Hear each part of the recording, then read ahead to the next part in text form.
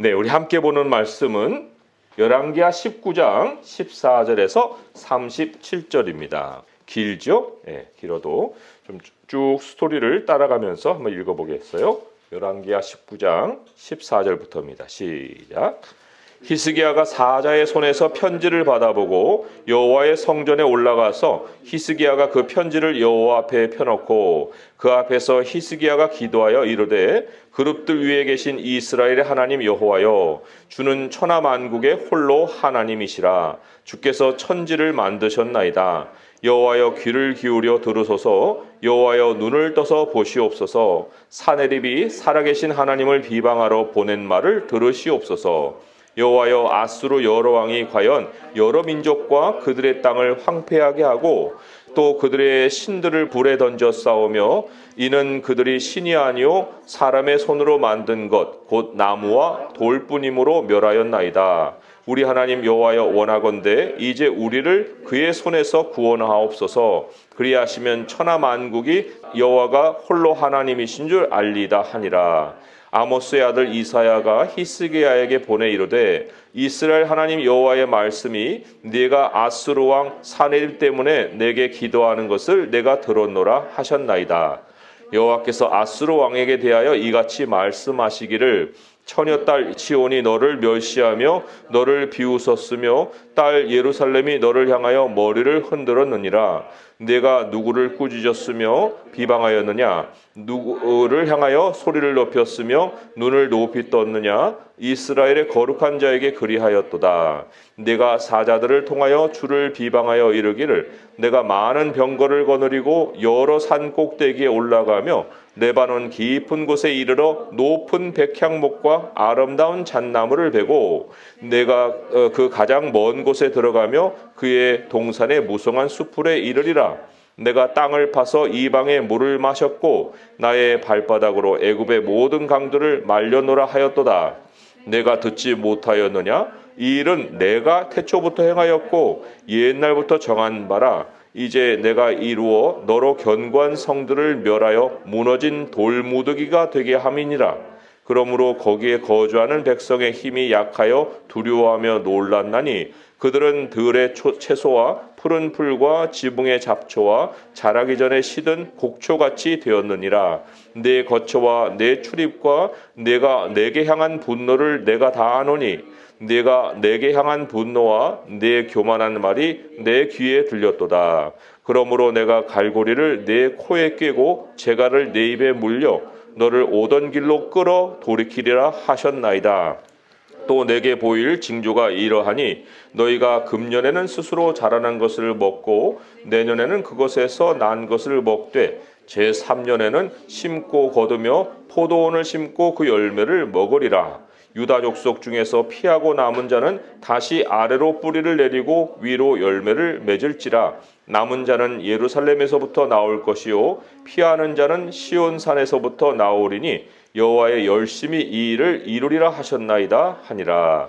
그러므로 여호와께서 아수르 왕을 가리켜 이르시기를 그가 이 성에 이르지 못하며 이리로 화살을 쏘지 못하며 방패를 성을 향하여 세우지 못하며 치려고 토성을 쌓지도 못하고 오던 길로 돌아가고 이 성에 이르지 못하리라 하셨으니 이는 여호와의 말씀이니라. 내가 나와 나의 종 다윗을 위하여 이 성을 보호하여 구원하리라 하셨나이다 하였더라. 이 밤에 여호와의 사자가 나와서 아수르 진영에서 군사 18만 5천 명을 친지라. 아침에 일찍이 일어나 보니 다 송장이 되었더라. 아수르 왕 사네립이 떠나 돌아가서 니느웨에 거주하더니 그가 그의 신 니스록의 신전에서 경배할 때에 아드람멜렉과 사레실이 그를 칼로 쳐 죽이고 아라랏 땅으로 그들이 도망하매 그 아들 에살 핫돈이 대신하여 왕이 되니라. 아멘. 긴 말씀이죠. 오늘 이 본문은 히스기야의 기도에 대한 하나님의 응답의 말씀이에요. 기도와 하나님의 응답. 이게 한 쌍으로 항상 역사합니다. 하나님은 우리의 기도 없이 역사하지 않으시고 또 우리는 하나님의 응답이 없이 살아갈 수가 없어요. 그러니까 항상 한 쌍으로 역사를 하는 거죠. 하나님은 모든 일을 창세전에 작정하신 대로 행하시거든요. 그런데 기도하고 하나님의 응답이 한 쌍이라고 그랬잖아요.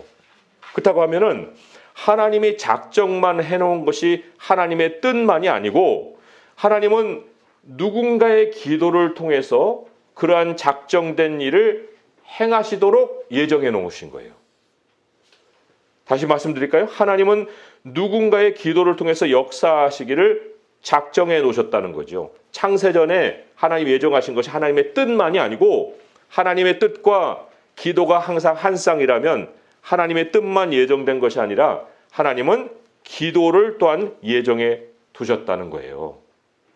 자, 그러면 역사상 최초의 그 기도자는 누굴까요? 하나님이세요. 기도자가 하나님이세요. 예수님도 이 땅에 오셔서 기도하셨잖아요. 그 기도를 그냥 땅에 오셔서만 시작하신 것이 아니에요.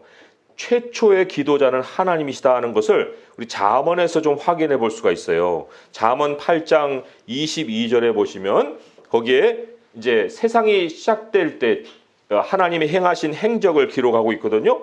8장 22절을 제가 또 읽어볼게요. 여호와께서 그 조화의 시작 곧 태초에 일하시기 전에 나를 가지셨으며, 이 나라는 것은 하나님의 지혜이고 말씀이고 또 예수 그리스도를 말씀하는 거예요. 그런데 그 나가 어떤 활동을 했느냐 하면 쭉 내려가면 8장 30절에 내가 그의 곁에 있어서 말이 있죠. 굉장히 중요한 표현이에요. 내가 그의 곁에 있어서 창조자가 되어 날마다 그의 기뻐하신 바가 되었으며 항상 그 앞에서 즐거워했다. 여기 그의 곁에 있어서라는 말이 많은 것을 암시합니다. 예수님이 지금 하나님 우편에 가 계시거든요. 그런데 하나님 우편에 가셔가지고 지금 무슨 일을 하실까?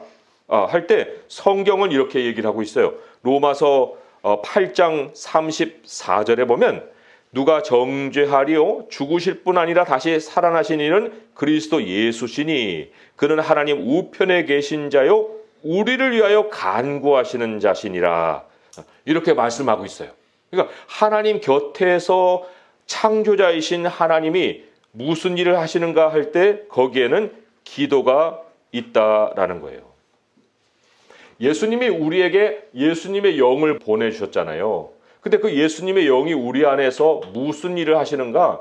그것도 기도라고 말씀하고 있어요. 로마서 8장 제가 34절을 읽었는데 그보다 좀 앞에 보면 26절에 이런 말씀이 있죠. 이와 같이 성령도 우리의 연약함을 도우시나니 우리는 마땅히 기도할 바를 알지 못하나 오직 성령이 말할 수 없는 탄식으로 우리를 위하여 친히 간구하시느니라.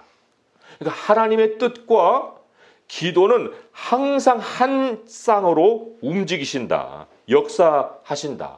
우리가 기도하지 않는 모든 공백을 누가 메워주세요? 하나님의 영이 메워주신다는 거예요. 자, 그런데 하나님은 이거는 이제 하나님 차원에서 지금 하고 계시는 일이잖아요. 근데 하나님은 이제 땅에 하나님 백성들에게 약속을 선포하십니다. 자, 약속은 우리가 들은 거예요. 그 약속에 대해서만큼은 하나님은 반드시 사람의 기도를 받으시고 역사를 하세요. 그거를 창세전에 작정을 해 놓으신 거예요. 반드시라는 말을 제가 할 수 있는 것은 그 일이 창세전에 작정됐기 때문에 그 사람을 그렇게 기도하도록 하나님이 예정해 놓으셨기 때문에, 그러니까 반드시 그 약속을 선포할 때는 그 약속을 이루어 주세요라고 하는 그 사람의 기도가 있게 만드신다는 거죠.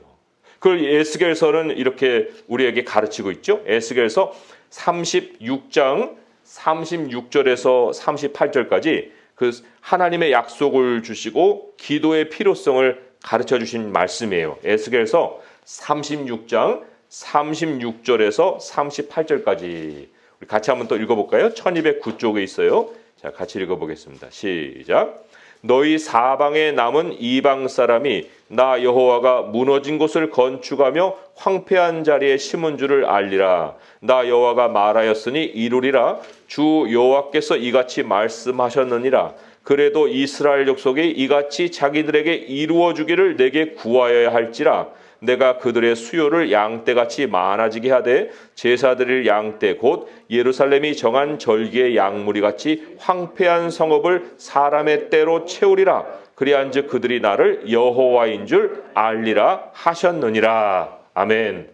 약속이 있는데 하나님은 이같이 자기들에게 이루어주기를 구하여야 할 것이다라고 얘기하셨고, 그리고는 그렇기 때문에 마지막 나타난 결과가 하나님이 하셨다라고 말할 수 있게 하신다는 거예요. 이 기도의 중요성, 이게 이스라엘 백성들에게만 하신 말씀이 아니죠. 하나님은 우리 모든 각 사람의 인생을 다 계획하셨거든요. 그것도 창세전에. 그러니까 내 인생에 작정된 하나님의 기도는 나의 기도로 현실이 된다는 거예요. 내가 구하여야 된다는 거예요. 구한 만큼을 하나님은 우리에게 하나님의 뜻으로 나타내 보여주신다는 거죠. 그러니까 내가 기도를 하지 않으면요, 하나님이 내가 기도할 만큼의 상황을 만드셔서라도 그 뜻을 이루어야 되기 때문에 그 기도를 받으시고 그 일을 행하신다는 거예요. 그러니까 오늘 본문으로 돌아오면 여기 히스기야의 기도, 하나님은 이 히스기야의 기도를 하나님이 그 시대에 기도하도록 작정해 놓으신 거예요. 히스기야가 대단한 인물이어서 그런 기도를 할 수 있었던 것이 아니라는 거죠. 아수르 왕이 예루살렘으로 침공할 것을 하나님은 다 알고 계시는데, 하나님은 창세전에 히스기야의 기도를 통해서 기도를 받으시고 나라를 구해 주실 것을 작정하셨다. 참 놀라운 사실이죠. 예수님이 이 땅에 오셔서 왜 일상을 기도로 사셨을까요? 그 이유가 어디 있을까요? 예수님인데 무슨 기도를 하셨지? 이런 생각을 할 수가 있는데, 왜냐하면 하나님이 작정하신 일이 기도와 연결되어 있기 때문에, 기도하고 같이 한 쌍으로 역사하기 때문에 예수님은 이 땅에 오셔서 기도를 하셨다는 거죠. 이 기도가 무슨 우리가 경건을 위해서 해야 되는 여러 가지 일 중에 하나, 이게 아니고요. 하나님과의 소통이에요. 우리 사람들 살면서 말 안 하고 삽니까? 말하고 살잖아요. 말하고 살듯이 하나님과의 관계도 다 말로다가 왔다 갔다 하는 거예요. 근데 그 방식이 바로 기도다, 그런 얘기죠. 기도가 굉장히 어려울 것 같은데 오늘 히스기야가 드린 기도는 매우 간단합니다. 15절부터 조금 제가 설명을 보면, 오늘 본문으로 돌아와서요, 15절 보면 하나님, 모든 거 하나님이 지으셨잖아요. 하나님 만드셨잖아요. 그런데 16절 보니까 근데 사내립이 하나님을 비방하네요. 물론 하나님, 17절 보면 과연 현실은 사내립이 지금 주관하고 있는 것으로 보입니다. 그게 다 황폐하게 하고, 물론 그 땅을 지키는 신들이야 다 만들어 놓은 신들이니까 그 신들이 돕지 못하고 사내립이 다 그냥 황폐하게 하긴 한 건데, 과연 그런 것은 현실이네요, 하나님. 하지만 하나님이 작정하신 뜻이 있잖아요. 그 작정하신 뜻을 이루셔서 하나님이 홀로 하나님이신 줄을 알게 해주세요. 이 기도를 드린 거예요. 이게 우리가 깊이 한번 묵상을 해보면 복잡한 기도가 아니다. 하나님이 원래 근원이신데 사람은 근원인 하나님을 모르고 마구 자기 일을 벌이는데, 하나님, 근원이 하나님인 것을 가르쳐 주세요 라는 기도를 드렸다는 거예요. 역사가 하나님의 작정하심에 있다는 것을 그로 깨닫게 해달라고, 또 하나님의 백성들로 알게 해달라고 하는 기도를 드린 것이다. 자, 그랬을 때 그 기도에 하나님이 응답하셨죠. 20절 말씀, 그죠? 오늘 본문으로 돌아와서 그 읽을 때 20절 말씀, 아모스의 아들 이사야가 히스기야에게 보내 이르되 이스라엘 하나님 여호와의 말씀이 내가 아수르 왕 사네립 때문에 내게 기도하는 것을 내가 들었노라 하셨나이다. 엄청난 선포예요. 하나님이 너의 기도를 들으셨다. 하나님과 우리가 기도로 연결되어 있다. 하나님 우리에게 기도의 귀를 열고 계신다. 창세전에 하나님이 작정하신 일이 하나님의 들으심으로, 그죠? 하나님의 들으심으로, 거기에 이제 우리의 기도가 전제되어 있는 거죠. 우리의 기도로 하나님이 들으심으로 시행이 된다. 이게 얼마나 우리가 존귀한 이치예요. 세상에서 우리의 존재가 얼마나 존귀하냐고요. 역사의 기둥의 축이 누구예요? 하나님의 백성이에요. 이 나라에 되어지는 모든 일들을 마음에 담아서 하나님께 기도드리잖아요. 그러면 이게 뭐 긴가민가 그럴 생각할 것도 없어요. 하나님 반드시 우리 기도를 들으시고 이 나라의 역사도 이끌어 가십니다. 하물며 우리의 인생이야 하나님이 우리의 기도를 통해서 역사하지 않으시겠어요? 우리는 겉으로는 그냥 육체예요. 육체의 사람이에요. 하지만 실제로는 보면은 하나님의 영이 거하시는 성전이고 우리는 하나님의 형상이에요. 하나님의 영광이에요. 하나님은 안 보이시기 때문에 자신을 나타내지 않아요. 하지만 우리를 지으셔서 우리를 통해서 하나님을 나타내신다고요. 우리가 하나님과 소통할 수 있는 그 기도가 있기 때문에 하나님과 우리는 직통을 하는 존재이고 그리고 또 우리는 하나님의 영광을 드러내는 대리인이다. 세상이 우리를 함부로 하는 것이 이제 오늘 말씀에도 나옵니다. 어떻게 함부로 했느냐? 여기 22절에 보면은 이런 말씀이 있죠. 네가 누구를 꾸짖으셨으며 비방하였느냐? 누구를 향하여 소리를 높였으며 눈을 높이 떴느냐? 이스라엘의 거룩한 자에게 그리하였도다. 여기 눈을 높이 떴다는 건요. 자기가 그냥 하늘 높은지를 모르고 올라가서 하나님을 자기 수준에서 봤다 그런 얘기예요. 문자적으로 보면은 눈을 높이 떴다는 것이 하나님의 아래에서 존재하고 있어야 되는데 그게 아니라 내가 하나님인데 누가 뭐 나를 다스려? 뭐 이런 식으로 이제 교만을 떨은 거죠. 굉장히 우습게 여긴 거예요. 왜 우습게 여겼을까요? 23절, 24절 보면 자기가 한 일이 너무나도 많거든요. 그잖아요? 네가 사자를 통하여 주를 비방하여 이르기를 내가 많은 병거를 거느리고 여러 산 꼭대기에 올라가고 레바논 깊은 곳에 이르러 높은 백향목과 아름다운 잣나무를 베고 내가 그 가장 먼 곳에 들어가며 그의 동산의 무성한 숲풀에 이르리라. 내가 땅을 파서 이방의 물을 마셨고 나의 발바닥으로 애굽의 모든 강들을 말렸노라 하였도다. 여기가 우리가 굉장히 조심해야 될 모습입니다. 사람은 자기가 뭘 한 일이 많다고 생각할 때는 자연스럽게 교만해져요. 그거를 우리는 굉장히 경계해야 됩니다. 지금 푸틴이 전쟁을 왜 벌였을까요? 그 푸틴의 가장 그 측근이 최근에 뭐라고 얘기했습니까? 푸틴이 전쟁 벌인 거는 우크라이나 좀 먹으려고 한 거 아니에요? 세계 질서의 구도를 바꾸려고 푸틴이 전쟁을 벌인 겁니다. 이렇게 얘기를 했죠. 세계 질서 구도를 바꾼다는 게 뭐예요? 서구 중심에서 이제 러시아와 중국과 아시아 중심으로 축을 옮기기 위해서 전쟁을 벌였다는 거예요. 패권 전쟁이 중국하고 미국하고 왔다 갔다 하는 것 같은데 러시아도 패권 전쟁에 뛰어든 겁니다.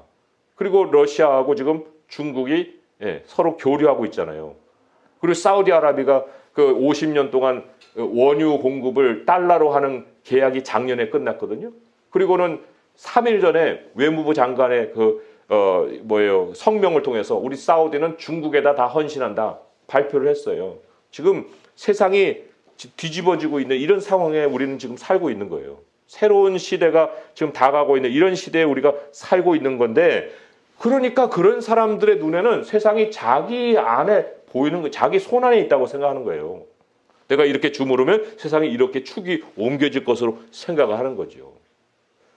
그런데 하나님이 뭐라고 선포해요? 25절에 뭐라고? 또 뭔 얘기했어? 내가 듣지 못했느냐?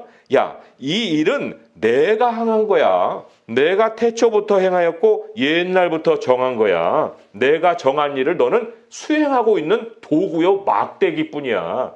지금 무슨 얘기를 하고 있는 거야? 라고 지금 하나님이 얘기를 하는 거예요. 가르쳐 주시는 거예요. 지금 역사의 현실은 네가 바꾸는 게 아니야. 내가 옛날부터 한 일을 너는 지금 시행하고 있는 것뿐이야. 이사야 말씀에 그 막대기 얘기가 나오거든요. 이사야 말씀에 뭐라고 나오냐면요. 도끼 얘기가 나오네요. 이사야 10장 15절의 말씀에 도끼가 어찌 찍는 자에게 스스로 자랑하겠으며 톱이 어찌 켜는 자에게 스스로 큰 체하겠느냐. 이는 막대기가 자기를 드는 자를 움직이려 하며 몽둥이가 나무 아닌 사람을 들려함과 같으니라.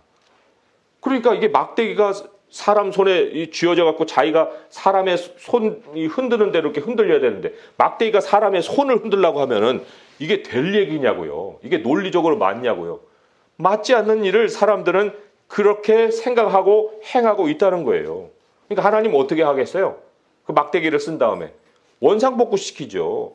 그 오늘 말씀에도 28절에 보면 내가 내게 향한 분노와 내 교만한 말이 내 귀에 들렸도다. 그러므로 내가 갈고리를 내 코에 꿰고 재갈을 내 입에 물려 너를 오던 길로 끌어 돌이키리라. 원상복구시키리라. 그러니까 지금 세대는 뭐 우리나라 역사에 뭐 몇십 년만 거슬러 올라가도 사람들 잘 몰라요. 박정희 대통령이 뭔 일을 했는지. 뭐 그거보다 더 일제시대로 가게 되면 더 모르죠. 뭐 세계전쟁을 벌였다는데 뭐 히틀러는 나쁜 놈인 게 나쁜 놈인 것 같은데 그 나쁜 놈이 무슨 일을 했는지를 잘 모른다는 거예요. 그런데 뭐 몰라도 좋아요. 왜? 하나님이 다 원상복구 시켰거든요. 지금 히틀러가 어디 있고 스탈린이 어디 있고 김일성이 어디 있어요. 다 자기 자리로 돌아갔죠. 그러니까 지금 굉장한 세력으로 전쟁을 벌이고 있는 푸틴이나 또 뭐 시진핑이나 김정은이나 그 사람들을 모르는 시대가 옵니다. 뭐 예수님이 이 땅에 오시는 것이 늦어진다면 뭐 10년, 20년 후에 푸틴이 누구예요? 할 사람이 나타나는 거예요. 그런데 지금은 그들이 현실적으로는 세력을 잡고 흔들고 있지요.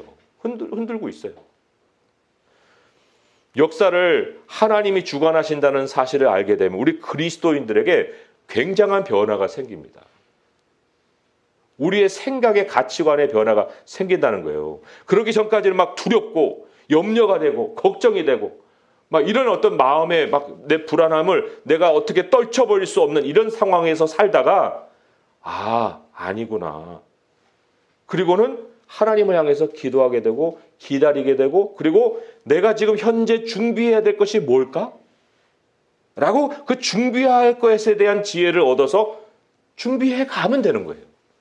그런 일상으로 우리는 돌아올 수 있게 되는 거예요. 그러니까 역사의 전환점, 지금은 뭐 매번이 다 역사의 전환점이지만 과연 지금 이 모든 세상이 흔들리고 이때 이 역사의 전환점에 나는 무엇을 하고 있어야 되냐? 어디에 있어야 되느냐? 여기에 대한 질문을 우리는 던질 필요가 있어요. 그럴 때 오늘 말씀의 실마리가 여기에 기록이 되어 있습니다. 30절에서 31절 말씀 같이 한번 읽어볼게요. 시작. 유다 족속 중에서 피하고 남은 자는 다시 아래로 뿌리를 내리고 위로 열매를 맺을지라. 남은 자는 예루살렘에서부터 나올 것이요 피하는 자는 시온산에서부터 나오리니 여호와의 열심히 이 일을 이루리라 하셨나이다 하니라. 여기 예루살렘, 시온산 같은 장소인데 무엇을 상징하는 걸까요? 이것이. 이게 사내립이 와가지고 조롱한 장소예요. 하나님의 백성의 삶의 자리를 세상은 조롱한다고 해요. 너 그거 뭐냐 그거? 너 나를 당할 수가 있겠어?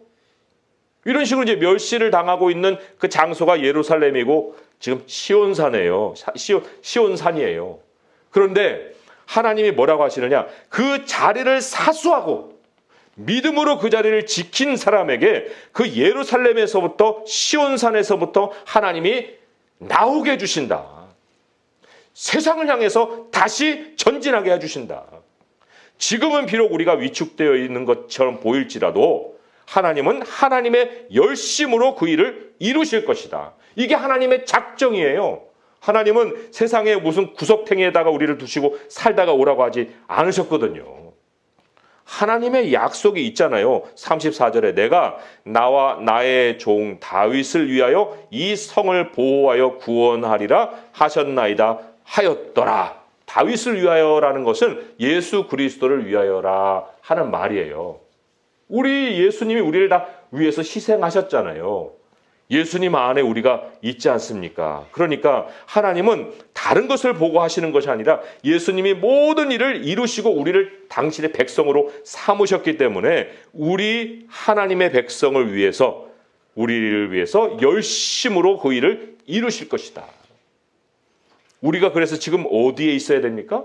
나를 하나님이 심어놓으신 그 믿음의 그 자리, 현 주소, 거기에서 기도를 해야 합니다. 하나님께 나의 인생의 계획을 맡겨야 됩니다. 그리고 하나님을 기다려야 됩니다.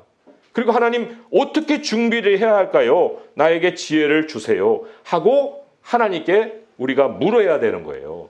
그러면 하나님은 하나씩 우리를 인도해 가십니다. 큰 일과 감당치 못할 일을 계획하지 말라고 하신 하나님이 우리가 할 수 있는 그 분량에서 너가 할 수 있는 충실함을 나에게 보여라 라고 말씀을 하시는 거예요. 예루살렘 밖에는 완전 소용돌이입니다. 소용돌이가 치는 거예요. 여기 보세요. 35절을 보면 예루살렘 밖에 있던 아수르 진영 군사 18만 5천 명 어떻게 됐어요? 다 송장돼 버렸잖아요.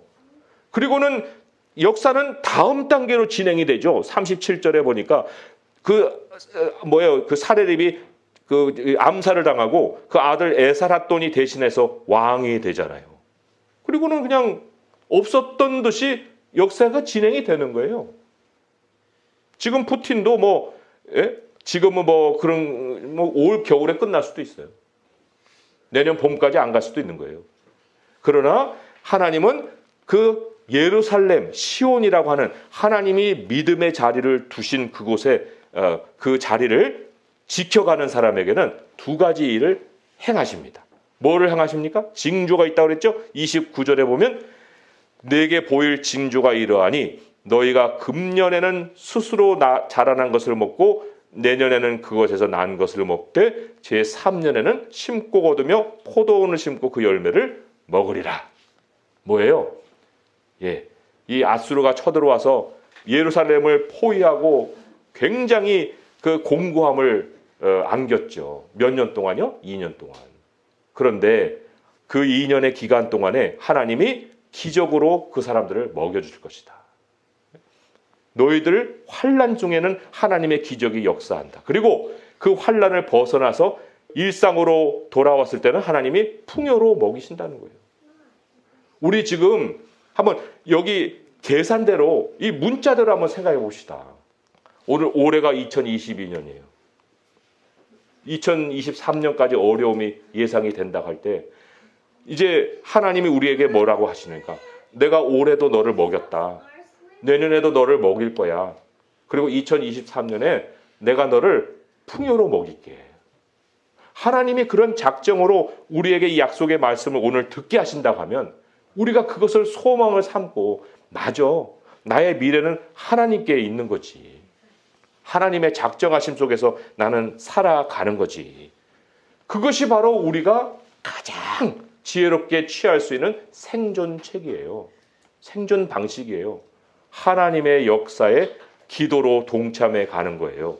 그럴 때에 하나님은 반드시 그 약속을 기도를 통해서 이루신다 했으니 내가 약속의 말씀을 하나님 그 말씀 속에 발견해서 그 약속대로 기도하고 하나님 이 약속이 내게 이루어질 줄 믿습니다.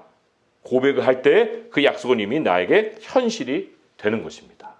오늘 말씀을 맺으면서 하나님의 작정하심과 우리의 기도는 한 쌍으로 역사한다. 그리고 역사는 소용돌이를 치지만 그러나 결국은 제자리로 돌아갈 뿐이고 오직 하나님 여호와 하나님이 하나님이신 것을 나타내시는 그 결론이 역사의 마지막을 장식할 것이다. 이것이 우리의 인생에도 마지막 결론이 될 줄 믿고 하나님을 온전히 의지하고 앞으로 나날의 어려움도 이겨갈 수 있는 성도 될 수 있기를 주님의 이름으로 축원드립니다. 기도하겠습니다.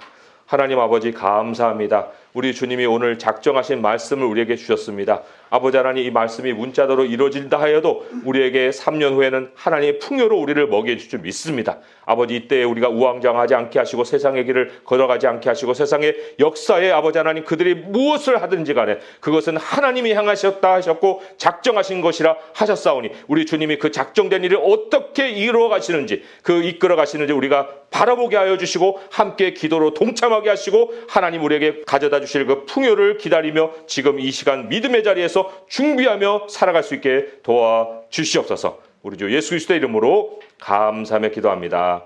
아멘.